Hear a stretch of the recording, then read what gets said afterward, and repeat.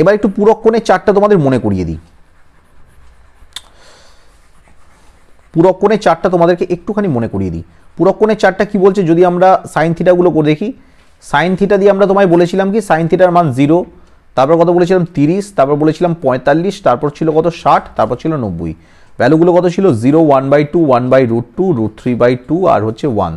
আর কজের ক্ষেত্রে কত হবে, ঠিক উল্টে যাবে, মানে হচ্ছে 1, √3/2, 1/√2, 1/2 আর একটা হচ্ছে 0।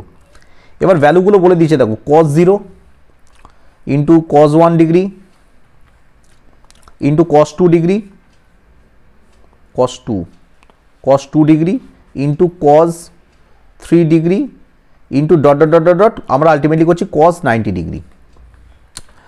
দেখো 90 এর সাথে যখন 0 থেকে শুরু হচ্ছে আর 90তে শেষ হচ্ছে, মানে 0-র সাথে 90, 0 cos 0-র মানে হচ্ছে কত 1 আর cos 90-এর মান হচ্ছে কত 0।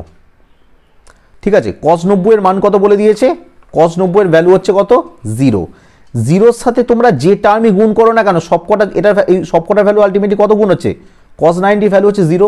0-র সাথে যাই তোমরা গুণ করো না কেন আলটিমেটলি অ্যান্সার কি হবে, 0ই হবে। কি হবে, আলটিমেটলি 0 হবে। তাহলে এর মান বলে দিচ্ছে 1, তাহলে এটা কি হবে, ফলস।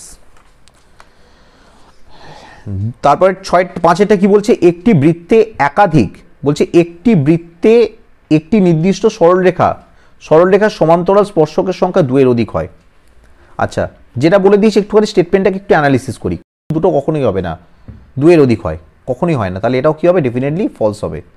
যৌগিক পরিসংখ্যা লেখচিত্র থেকে কোনো তথ্যের মধ্যমা নির্ণয় করা যায়। হ্যাঁ, অবভিয়াসলি মধ্যমা নির্ণয় করা যায়।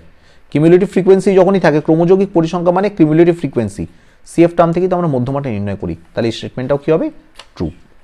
আশা করি তোমরা বুঝতে পারলে।